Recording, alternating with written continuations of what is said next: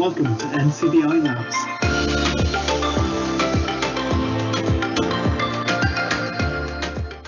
So you're very welcome to this episode of the live event from Ncbi Labs. We have JP Corcoran and Sean Dorn joining myself, Jude Marr, here this week, ready as always to talk about the technology that really makes a difference to you. Now, we've already had a great reaction to our recent live event special dedicated to the launch of Soundscape in Ireland, which Microsoft, in partnership with Ncbi, launched just 2 weeks ago. If you didn't get a chance to tune in for that, we'd recommend checking out that live event special on YouTube or on all the main podcast platforms as well. Later on in the show today, we're actually going to get a chance to check in with one of those who've tried out the Soundscape app since then, just to get some first impressions of what it's like from a first-time user's perspective. So that'll be a little bit later on in the show. We're going to be talking to Dominique Farrell about her experience using the newly available Soundscape app. We also have one of our more regular guests, David Nason, back with us today. And with the Premier League kicking off in England over the weekend, he's going to be talking to us about his efforts to top the Fantasy Football League. So we're going to hear a bit about that as well. And in just a moment, we're going to be talking to Ned Desmond, the man behind the annual Site Tech Global Conference, which was held for the first time just last year, and it'll be coming up again in December of this year. And he's going to be telling us all about the idea behind it, who's been involved with it, and what we can expect from this year's iteration of the event as well. So plenty to look forward to on the show today, with some tech news and tech help a little bit later on as well. But as always, remember that throughout the show, we want to hear from you as well. So if there are any questions that you'd like answered or technology you'd like us to cover, any questions for any of the presenters today, as well as we're talking to them, you can contact us using the Q&A panel on the right-hand side of Teams, or you can email us at labs@ncbi.ie. So let's get this show on the road. And as we said, first up today, we have Ned Desmond, founder and executive producer of the Site Tech Global event. So you're very welcome, Ned. Good to have you with us. Great to be here. Thank you very much for having me. Glad you could join us. Tell us, Ned, just to start off with, just for anybody who hasn't heard of what the Site Tech Global event is, can you describe it for us? Tell us a little bit about it. Yes, you bet. So in short form, Site Tech Global is a virtual event. We do it online. And the focus is the world of technology that's advancing really, really fast, especially in the category of artificial intelligence. And the influence that's having on accessibility technology, assistive technology. So many things that we already take for granted on our phone, for example, whether we're sighted or not, are a function of AI. Computer vision is a great example. And so is voice recognition. A lot of these things are already embedded in our daily life, and a lot of things are around the corner that are even more spectacular. And the question is, what should those tools be? What downside should we be aware of? How do they become really useful and affordable devices and products and experiences that folks who are blind can take advantage of? Very challenging, full of promise, really interesting. We invite technologists from big companies like Microsoft and Google and Apple. We have founders and technologists from little startups, and then we have a lot of academics in the mix, and then some policymakers too. So it makes for a pretty rich discussion focused on the technology. Yeah, very good. It sounds like quite a kind of a broad lineup, all right, of different ones who are involved, but really interesting kind of subject for it. Where did the idea for the conference come from? What was the kind of inspiration behind setting it up in this form? That's a great question. So a little bit of an origin story. My wife is legally blind. She has retinitis pigmentosa. She's not 100% blind yet, but she's pretty close.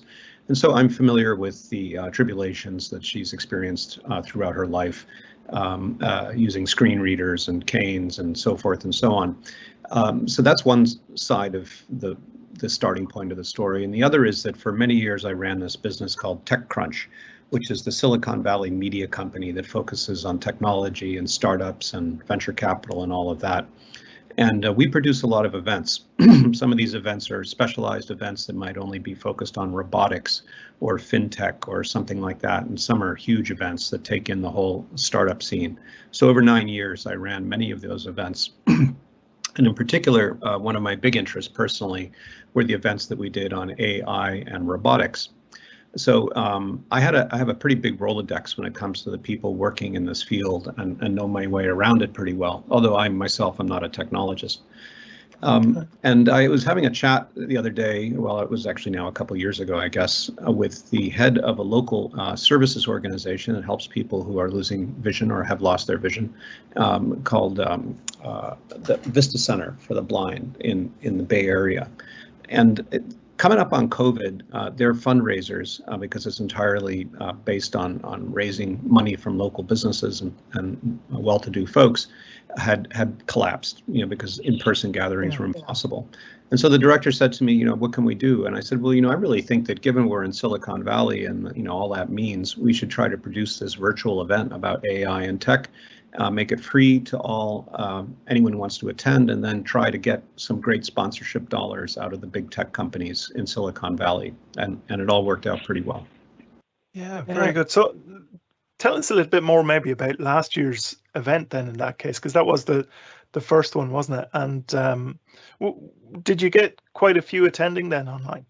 We did. We really, the great thing about marketing online is it's limitless. And my buddies at TechCrunch, although I was no longer working for the company, allowed me to write some posts about the event on TechCrunch. So that helped us get the audience rolling. And in the end, we had 4,000 people attend from 70 countries. And then we published all of the main sessions on YouTube so people could view them on demand. And that went really well.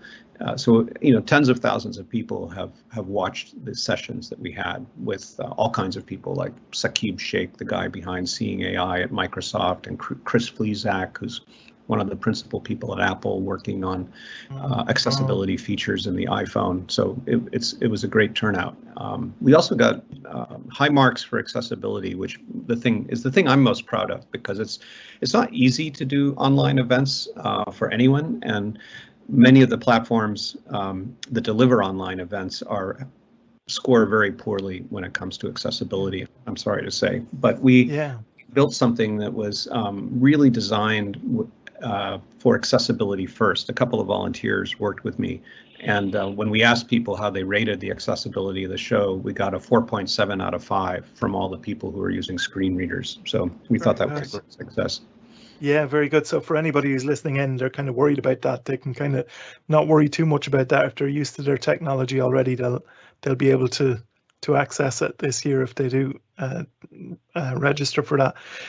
Just that idea of your setup last year. Then can you describe a little bit just even the format of how that worked? You mentioned a couple of the speakers that you had, and I know you had a vast array of different speakers as well last year. Was that in the was the sort of format, was it a series of talks, was it discussion based? What was the setup for it? Well, the setup was a combination of one-on-one chats. So we had people like Amnon Shashua, who's the founder of Orcam, and he was a one-on-one chat, or Saqib Sheikh from Microsoft, a one-on-one chat. Sarah Hendren from Olin College, who's written a great book on accessibility, was a one-on-one. Then about half of the sessions were one-on-ones like that, and the other half were small panels, so 2 or 3 people talking things over. For instance, one was on augmented reality and perception. What's the best way to get the message across? And the speakers on that panel were Amos Miller from Microsoft, who's very close to the Soundscape app, Sheila Omadran, who's at the University of Michigan, and she's an interface expert, and Ashley Tuan from Mojo Vision, which is a very, very sophisticated, advanced, hard to describe exactly, but almost like a contact lens that's highly intelligent thanks to AI, and needless to say, miniaturized. And then Professor Nick Giudice, who is at the University of Maine. So they had a great conversation on that. So we mixed it up, and we also had a side panel where people could chat, texting each other really to the whole audience. Technology was provided by Slido, and it's considered relatively accessible as those sorts of features go, and the audience really enjoyed it because then they could make comments in the course of the watching the conversation. But that was the Brilliant. basic layout. So we Yeah. put a big YouTube player at the top of the first page of the event, and then there were breakout sessions that were organized in Zoom. And YouTube and Zoom are, in the larger scheme of things, well designed and well understood by people who use screen readers. And the rest of the site was built in a WordPress format that we really rigorously tested to make sure it would work well with screen readers. And we even had a session beforehand where people could come a day or two before the show and interact with us and follow a little presentation about how the site was organized and how the content was organized, and then actually trial it and then come back and ask questions. And we had several hundred people participate in that. Very good. Yeah, very interesting just to hear about that. And it's one of the things that's kind of come to my mind just as we're chatting. It is the kind of primary idea behind it then, information presentation for any who attend, or is there almost that element of there being the follow-up and feedback, and the questions that people ask then go on to fuel something else? That's a great question. I guess you could say that there were a few different reactions that we got when we surveyed the audience after the show. To your point about what came of it, what kind of reaction was there, and the speakers were very excited because they said they got an enormous amount of outreach from very relevant people that they didn't know before. So academics heard from other academics, and from big tech companies, and tech companies heard from academics. So this for an event creator like me, that's a great sign of success, because the reason we convene people in big tech events is to make new connections and to gain new insights. So if you ask the speakers at the event, they would say it was a great success from their perspective because they got all of that. And then the attendees, I think, 4,000 people, there were quite a variety of people in there, everyone from technologists and students to just curious people who are interested in how the tools are going to evolve over the years. And, I would say the main criticism that came through to us is that there wasn't enough opportunity to interact with the speakers. So the audience wanted to ask questions and interact more than they were able to. So that's something we've taken on board for next year, and or this year rather, and we're trying to improve on that. But generally, the reaction was strong, and I think the big tech companies especially appreciated the opportunity to send the people who work in these areas, who are deeply technical themselves, and be on a big stage and talk about their product. Really, in a way that was really oriented to serious talk about product and technology. It wasn't sort of baby talk, just explaining how things work. It was more like, well, what does it really mean if you can take a picture of a setting from your iPhone or from the Seeing AI app, and an AI in the cloud will tell you what is in the image. Is that a good thing or a bad thing? Does it potentially violate privacy? How good are the AI computer vision bases to identify things in a way that's relevant for a blind person? So, for instance, when does a cane become a stick, and that type of thing? So, very thought-provoking conversations came from it, and I think in that regard, it was we thought it was a success.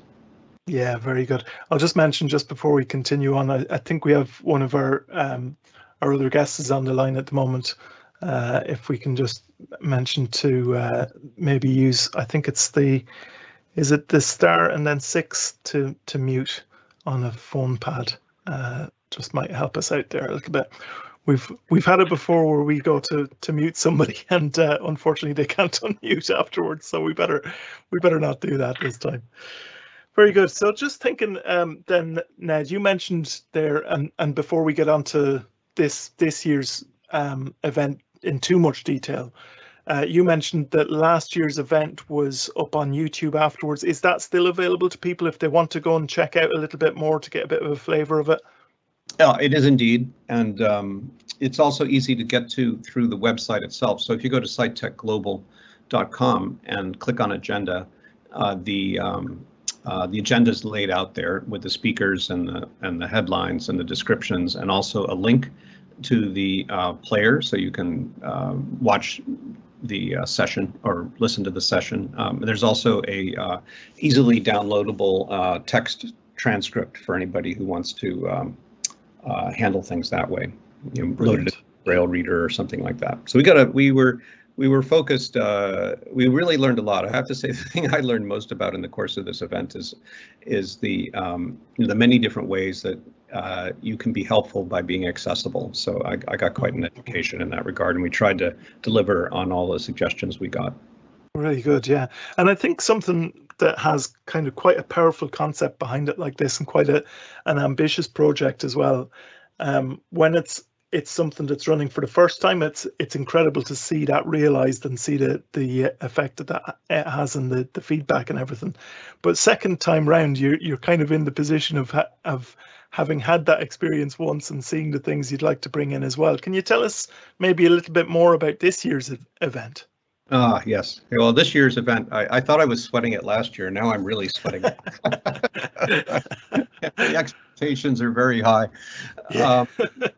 So but I have a great group that works with me on programming ideas, and they're all much more deeply versed in the field than I am. And we're all busy reading and identifying new people who are surfacing with great ideas and great products and interesting technology and all the rest. So to some extent, we're going to take the same approach in terms of structure that we took last year. So it'll be panels and one-on-ones and breakout sessions. The breakout sessions last year were quite a mixed bag, and we learned a lot about what people were interested in. So we're going to try to tune the breakout sessions this year to be more about conversations that people are really interested in having. So for instance, one big conversation that's very controversial these days, in the United States anyway, is the correct role of artificial intelligence interacting, you might think of it as between websites and screen readers.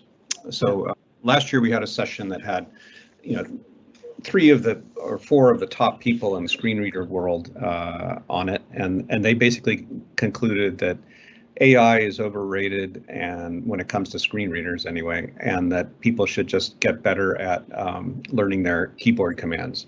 But that itself was kind of a controversial outcome, and the existence of products like Ncbi, which has been more or less condemned by the NFB, but the rise of other applications of AI to sort of compensate for the fact that most websites don't do a great job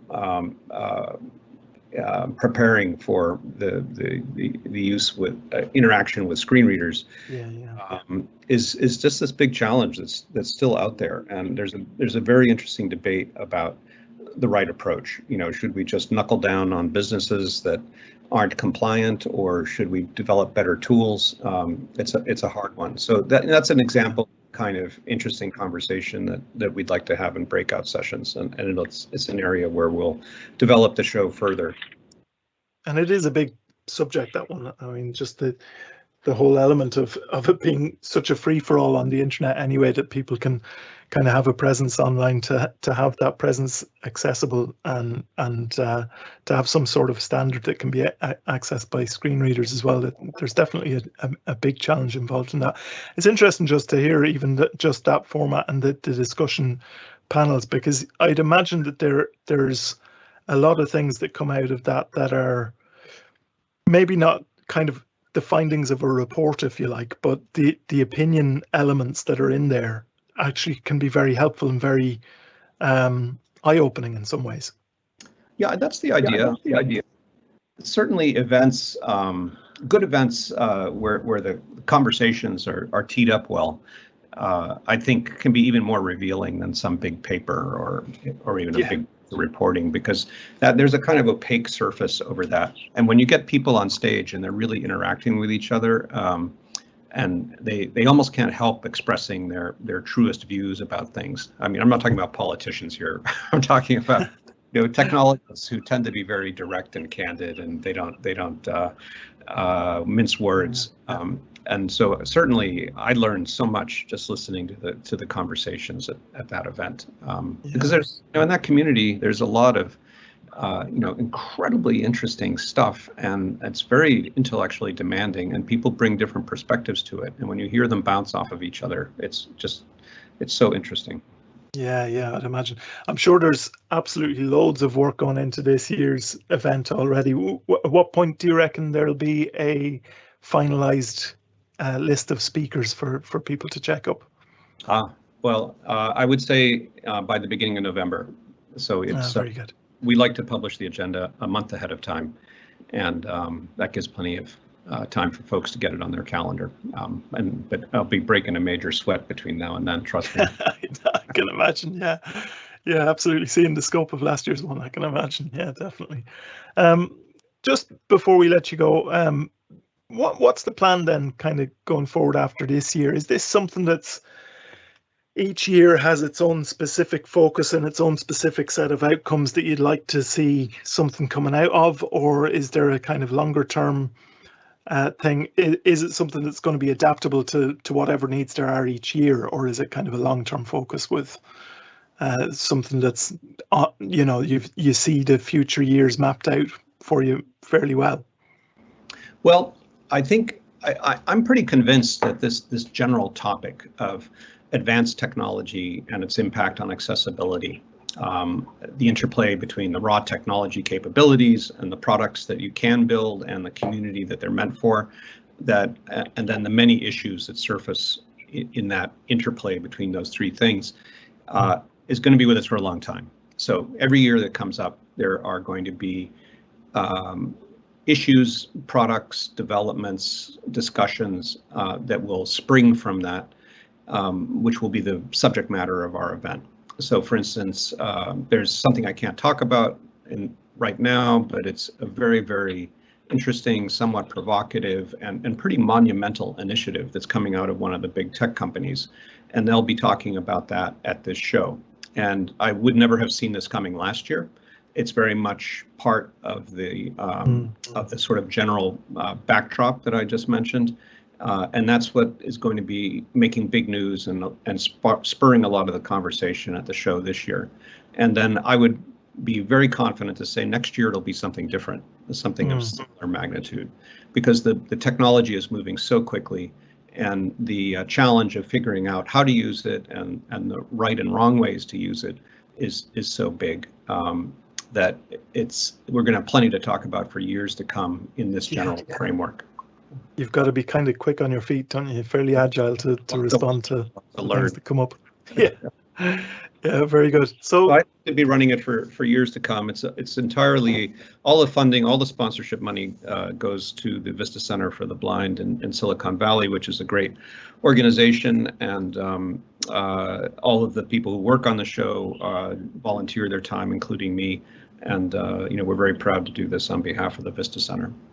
Brilliant. Well, it certainly sounds like a very interesting project. I suppose, but before we finish up completely, people will want to know, having spoken about this now and heard a little bit about it, how can they attend, or is there a cost to attending, or what's the situation for that? The show is entirely free, and you can register now. If you go to sciTechGlobal.com, it should, I hope, be pretty straightforward to find the register button, and it'll take you to a Google form where you give us your name and email address and maybe another piece of information or two, and that's it. And we will send emails and remind people that the show's coming up as we build the agenda and get ready for December 1 and December 2. So it's free. It's 8 a.m. to noon Pacific time, which is pretty good for people in Europe and most of the rest of the globe. That time slot is the waking hours of a good part of the globe. So that's why we chose it. So registration's open, it's free, and we encourage people to register and join us. Yeah, very good. Well, I appreciate you coming on, Ned. I know that your time is a little bit tight at the moment. So what we might do, I think there's probably going to be one or two questions coming in as well. Sure. If you're okay, we'll forward them on to you, and we'll get some answers to our listeners. That'd be great. Thanks very much. Well, thank you very much for joining us. Appreciate that. So that was Ned Desmond there, telling us all about the Site Tech Global event, and certainly sounds like there'll be an interesting lineup there for this year as well. Very good. So that was Ned Desmond talking to us there. Reminder to check out the Site Tech Global events, last year's event on YouTube if you want to check that out a little bit. And also for the NCBI Labs live events. Any of our previous live events are also on YouTube. So if you want to check those out, by all means do so.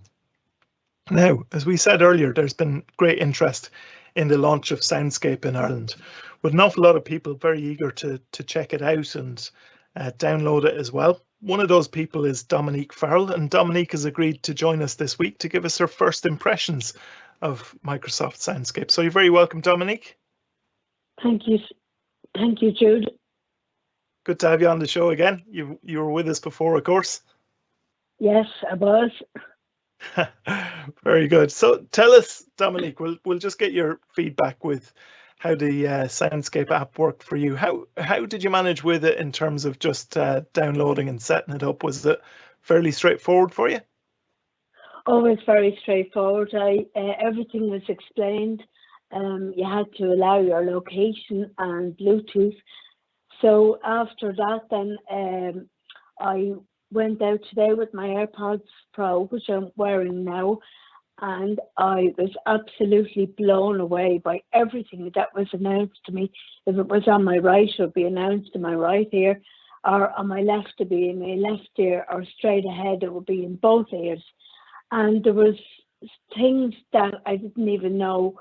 I was passing businesses and premises, and I mean, I lost my sight, as I said, 2 years ago, so I would know the environment that I'm walking. But with Soundscape, I actually know things now that I didn't know when I had sight. Wow, yeah, very good. So you seem pretty happy with that. Was it easy to kind of use some of the features? We spoke about the idea of setting a marker and setting a beacon and all those sort of things. How did you find that? Was that fairly straightforward? Was it effective? Well, I actually set the marker and the beacon before I left the house, so I wouldn't have to take my phone out at all when I was walking with my guide dog Minnie, because I don't like to be too distracted, because it takes away from her work as well. So I worked her as normal, and it actually informed me when I was approaching a crossing or an intersection.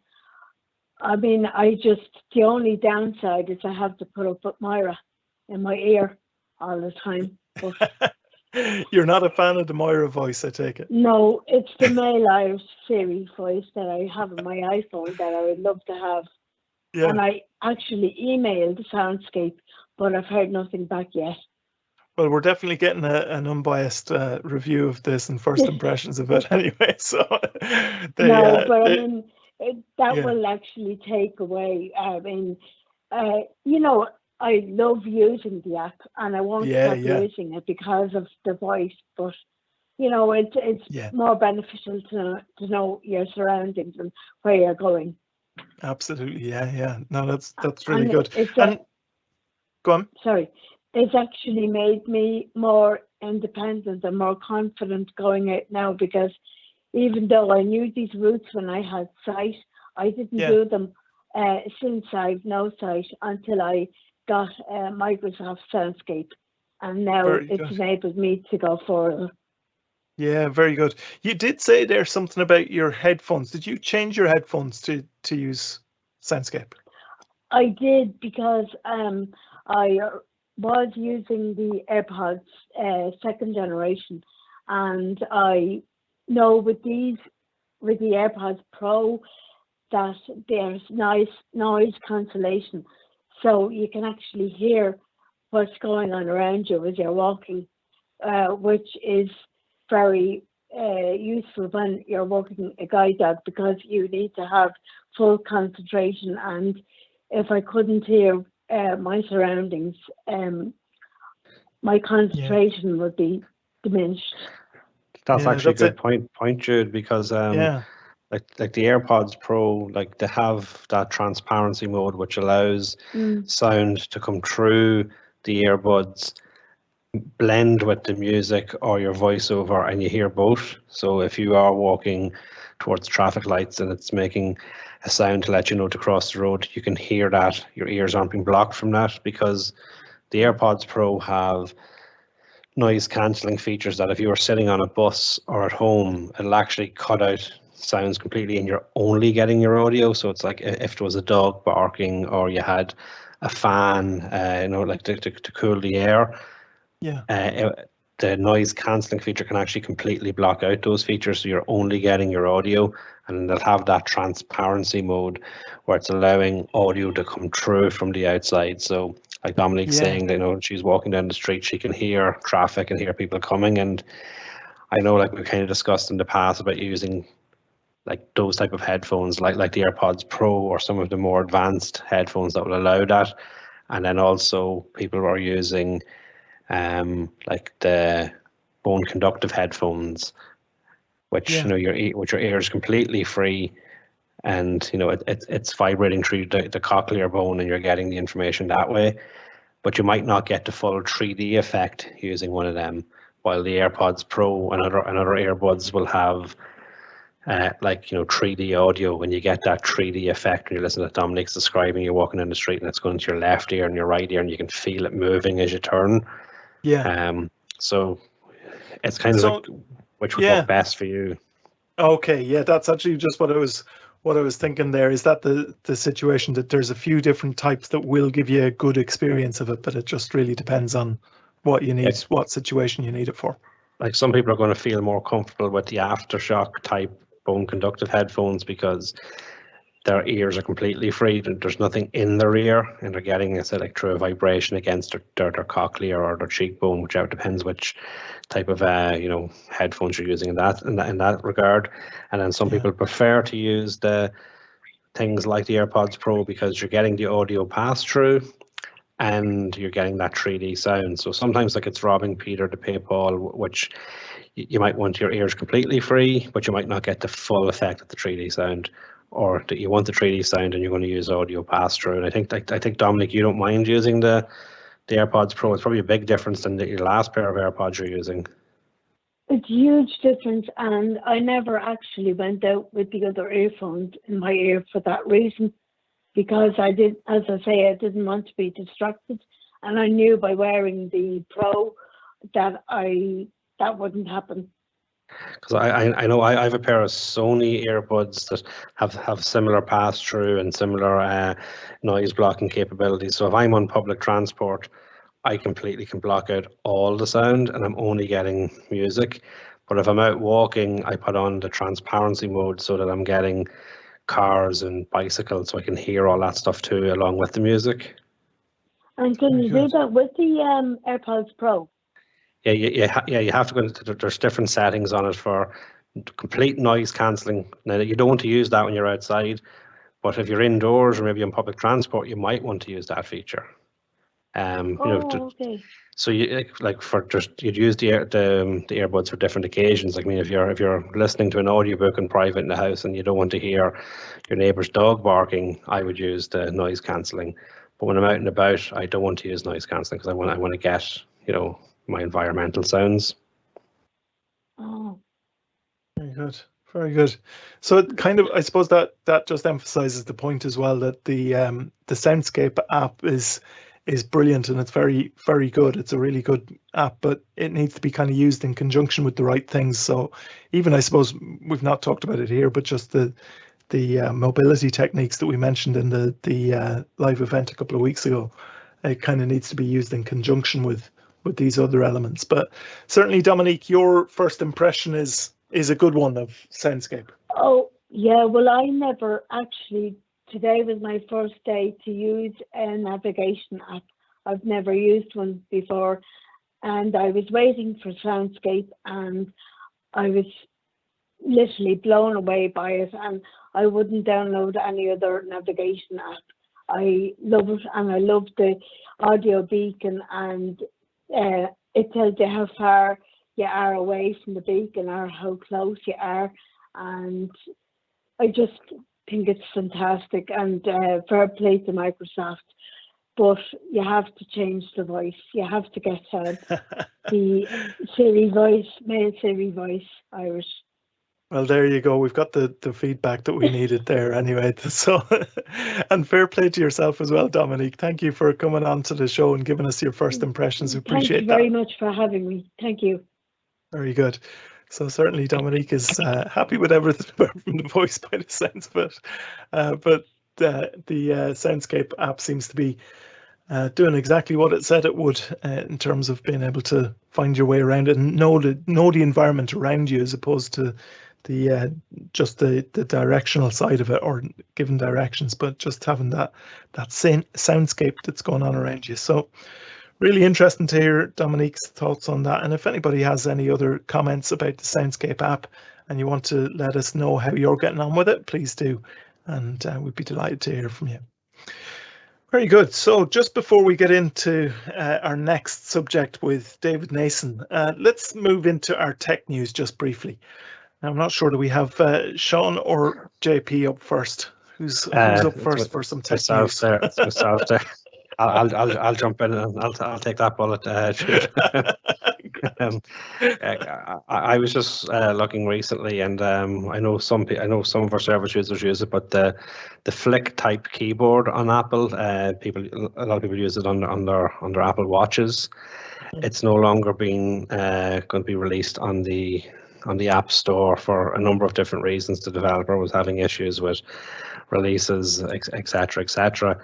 So it was quite a handy keyboard. It was sometimes easier to use on the phone, and it worked very well with VoiceOver.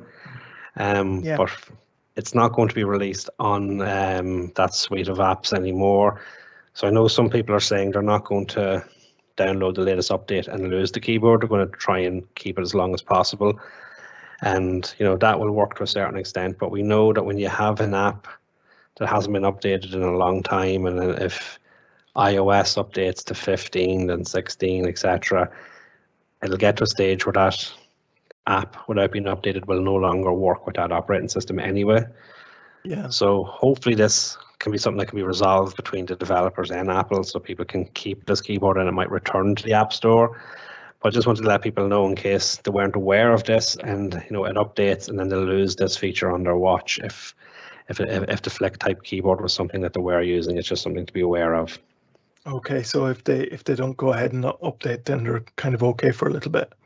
Yeah, a little bit. But I wouldn't recommend keeping an app that's not updated for too long, because it can lead to security issues, or it can lead to just incompatibility issues on your device, and then that can affect things on a broader level. If you have an app that's sort of slightly rogue on the operating system, and you're wondering why maybe VoiceOver has stopped working correctly on other areas, sometimes it's because you might have an outdated app that might be just causing a slight bit of issues between other apps. And that's why I'd be kind of I'd rather not keep an app that I can't update or shouldn't update. Yes, yeah. Okay, so that's kind of good for people to know as well. Just it might be a little bit of a workaround at the moment, but definitely not something to keep indefinitely. Yes. And JP, yes, what's the yes, yeah. So another news story. You talk. No, you talk. No, you talk. Okay, I'll go. I'll shoot. So there's another news story that what people might be interested in hearing about is that there is now a Siri shortcut that's been introduced for ejecting water from an iPhone to improve the sound quality of the phone. So it can easily happen. You have your mobile phone, it gets wet when you're out in the rain, you spill water on it, or of course, worst case scenario, you drop it into water altogether, get submerged in water. It can happen to anyone. And of course, this will cause damage to the phone speaker. The good news now, of course, people might be familiar with the IP rating on a phone. So iPhones are both splash and water resistant. So they come with an IP rating. IP in this case stands for ingress protection. It's basically a standard that defines how well the phone is able to resist the intrusion of water and dust over time. But currently, all the latest models of iPhone, if you're looking at maybe my phone, for example, SE 7, 8, SE, XR 10, they come with an IP rating. It's IP67. The more new iPhones, the more expensive models, iPhone 12, Pro and Mini and Max have an IP rating of IP68, a bit better. So despite this, though, it can happen over time that water will get clogged up into the speaker, and that can affect the overall sound quality of the phone. But as I mentioned a moment ago, there's now a way to eject water from the phone using a Siri shortcut. Now, I haven't tried this, so I can't stand over it, but just to let people know. So Siri shortcuts are basically a quick action across apps on iOS. And the technique, rather, basically involves installing and using a Siri shortcut that emits a very low frequency sound that in theory should eject water from the iPhone. So how do we use this? The first thing you do is go to install the shortcut itself by we select a specific download link, which is available from iCloud.com. If anyone is interested, we can send them out the link itself. We can contact labs. But we do plan actually on featuring an article on this Siri shortcut in an upcoming technology newsletter, so you can hold off and wait for that as well. So the shortcut itself is known as Water Eject. So once a shortcut is added to the shortcut library, it can then be launched. So we select the option Begin Water Ejection. That will initiate the process. So as I mentioned a moment ago, it initiates or emits rather a very low frequency sound from the phone that, as I say, in theory should enhance the phone's sound quality as the water is actually spilled out, believe it or not, from the speaker itself. The process itself will take a few minutes, and when it's complete, you'll get a notification to say that it has finished. And it is worth noting that once it's installed, you can actually ask Siri to launch the shortcut by just saying, "Hey Siri, water eject." And that will initiate the process. Important to remember though that there's no such thing as a truly waterproof phone. So this is a handy tip that is perhaps worth trying during those times that your phone will get wet, for example, out in the rain, or if it's dropped in water. But worth noting, we're trying. If all that's very good. And you wouldn't just go and just drop your phone in a I was just to test it out for us, no? I'm not sure if I want to be that guinea pig, Jude. If anybody's stuck in that position, it's worth a try, but let us know if that works as well. There's no other options. Yeah, and it is one of those things as well, isn't it? If the water gets into the speaker, the sound quality is completely changed. So it's kind of interesting. You can actually hear whether it works or not. Exactly. You will hear theories. Oh, you can put it in a bag of rice and so on, but kind of have mixed results. Certainly worth a try if all else fails. Yeah. Very good. And again, let us know if you do try that. Yes. Very good. To hear people's feedback, see if it works or not. Yeah, absolutely. Very good. Well, thanks to Sean and to JP there for this week's tech news and quick tip all rolled into one this week too. So next on the show, we're going to be talking to one of our more regular guests. David Nason is back with us to talk to us about fantasy football. So welcome back, David. Thanks, Jude. Great to be here. Yeah, good to have you with us again. David, I actually have a little tip for Dominique. Can I throw that in there? What? Yeah, absolutely. Because I have her back because I hate Moira myself. If you go in the Soundscape app, if you select the menu button and then settings and then voice, you can choose different voices. Yeah, very good. Yeah. It's because Moira sounds like a strict Irish school teacher. Yeah. Poor Moira is getting a terrible press here today. Very good. So if you want to change your voice on Soundscape, there's how to do it. But you're here to talk to us about fantasy football, and from what Sean tells me, you're not talking about like wizards and elves playing football. No, this is all connected to the English Premier League. I think this game's been going about close to 20 years anyway, 15, 20 years. I'd say this game's gone really, really popular. Like about almost 10 million people play it, I think. That's incredible. Do you know, it's one of those things that I kind of tried out a few years ago and I haven't really revisited it. But if anybody's kind of listened to it, what's the appeal of fantasy football? I suppose if you're a football fan and you're a fan of the Premier League, it just adds a little bit of extra interest and a bit of extra spice. You might support your own team. I'm a Spurs fan myself, but it's kind of also adds something extra for a reason to pay attention to the matches, and it can be a good bit of fun with other, with friends or colleagues. You can set up mini leagues where you take each other on, and what you do is you have a set amount of money and all the players in the league have a value, and then you have to pick your team with your with the money you have. And so you select what you think is the best team to win you points, and then you can make transfers during the season, and there's all sorts of rules like that as well.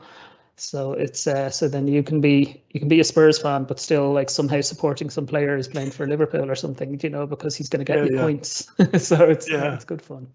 Yeah, very good. I was going to say, it sounds amazing, but does it commiserate with you as a Spurs fan? But it can tear you apart. Commiserations this week, is it? Yeah, absolutely. But it can tear you apart because you're like, but it's great fun, and of course it's just your points are based on the real world, performances. So yeah. So if you have everybody on the opposing team on your team this week, then there's no loser. Either your team wins or your fantasy football team gets a lot of points. It can go that way.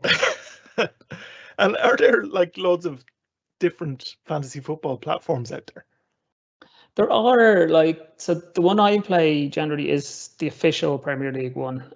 So it's run by the league themselves, and that's probably the biggest, most popular one. There is one with Sky, who I actually work for, but I'm not actually playing that game. And plenty of others, if you out there, I'm sure. But the biggest one seems to be the official one. So tell us about just the kind of accessibility of that one then. Is that fairly well usable, fairly easily used? Yeah, it has its little issues here and there. Do you know what I mean? It's not perfect, but I've found it to be, manageable. Now I would have started playing it, back 15 years ago or something, when I had more vision and was using magnification. And now I have a screen reader user, and I'm still able to play it, to sign up, to sign in, and to manage my team. The website's pretty good. It'll have little weird things, like instead of reading the player's name, it'll say all in one string. It'll say something like, I don't know, Brighton Sanchez GK, which is actually for Sanchez is the name of the player, Brighton is his team, and GK is his position, and it's reading it as one big string, and it can be a bit hard to understand what the screen reader is saying. There's weird little things like that. When you're looking at your team, you have two views. You've got a pitch view, which kind of has them laid out, if you know, the way they would on showing a formation on TV kind of thing, or you can look at list view, and I find list view is much more accessible than the pitch view, for example. So you can kind of learn little tricks like that, and getting around the website and learning where the headings are and where things are. It's a bit of there's a lot going on that website, which is one of the reasons I find the mobile app a bit easier to use for probably 90% of what I want to do. Right.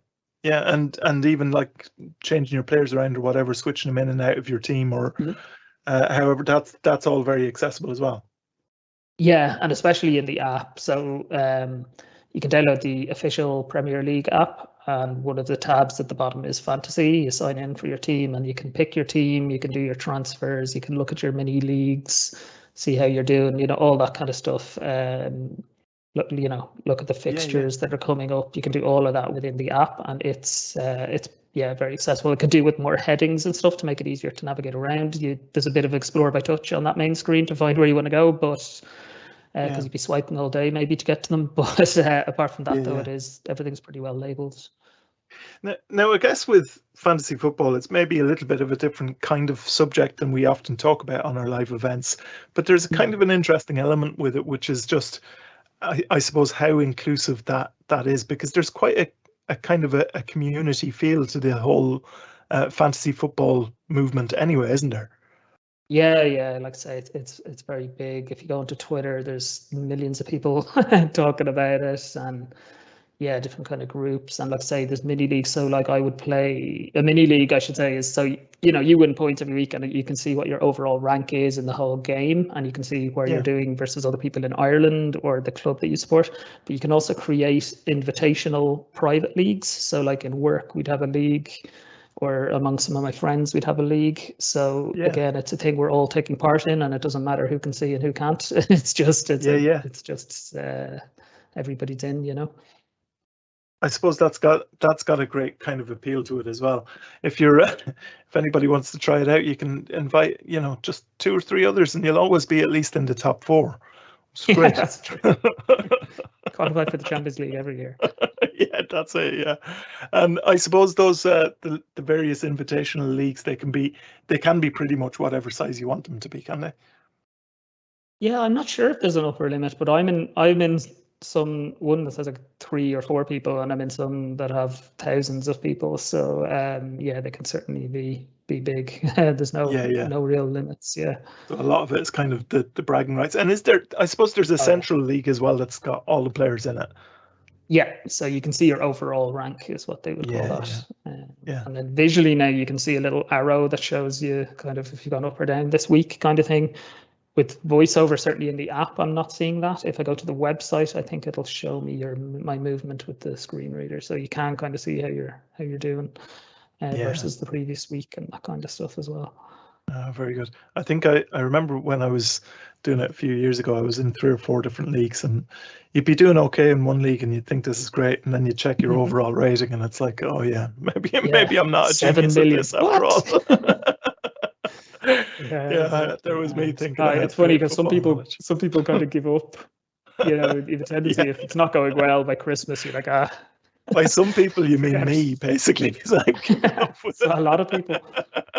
Yeah, absolutely. Some people are very driven though as well. There's people doing this almost as a job. It seems like they're spending a lot of time in there. Like, so. Yeah, there's a real kind of analytical thing to it as well, isn't there? Oh God, yeah. There's websites you can go to get stats, and you could spend your day doing it if you want to. I prefer to have a bit of fun and just not worry too much about it. You can wake up sometimes and there's a deadline each week where you have to set your. So this week, it's an hour and a half before the first match. Basically, is the deadline each week, and if it's on a Saturday morning, you can, when you've been out for a few drinks the night before or something, you can wake up in a cold sweat, panicking about, I didn't set my captain this week, or I didn't make that transfer I wanted to make. So, that's all you need is another deadline every week. Excellent. Yeah, very good. It's a question that we've managed to avoid so far, but you probably know it's coming. How did your team do in the first week? I did okay, actually. I think the average was 69 points and I got 94, which it was a very high scoring average week. So I did pretty well, but somehow I'm still like 827,000 in the world. So a lot of people did better than me still. It's like a great example of you saying you think you had a great week and then you look at the overall rank. But if there's several million in it, I guess that's not too bad. Yeah, that's it. Yeah, very good. We'll have to check in with you again through the season, see how you're getting on. No Spurs players, believe it or not, but no Spurs players, man. None. And there's so many places I could go with that, Dave. You mean you're a success with no Spurs players? Wow. Similar to Harry Kane at the moment. He's probably feeling a little bit like that. He's not involved in Spurs managed to beat the champions. Yeah, that's it. Very good. Well, it's kind of interesting just to hear about that, and it is something that a lot of people have been kind of very involved with. And as you say, there's that kind of the varying levels. Somebody can get as involved as they want to with it. So it's kind of a great little pastime for people. Great sense of community as well. So it's something that is quite interesting. Just interesting to know that it is accessible and usable as well. So we'll have to check back in. Yeah, absolutely. Thanks for talking to us about that this week, David, and we look forward to chatting to you again at some point. If anyone's interested, I've done a couple of I did a demo of it if people want to. It's quite long now, but on my YouTube channel, which is youtube.com/Dave Nason, or on the AppleViz podcast feed, I put it out as well, where I run through. Now it is about an hour long, but if you want to kind of get a detailed view of the app and the website and that kind of stuff, you can do that.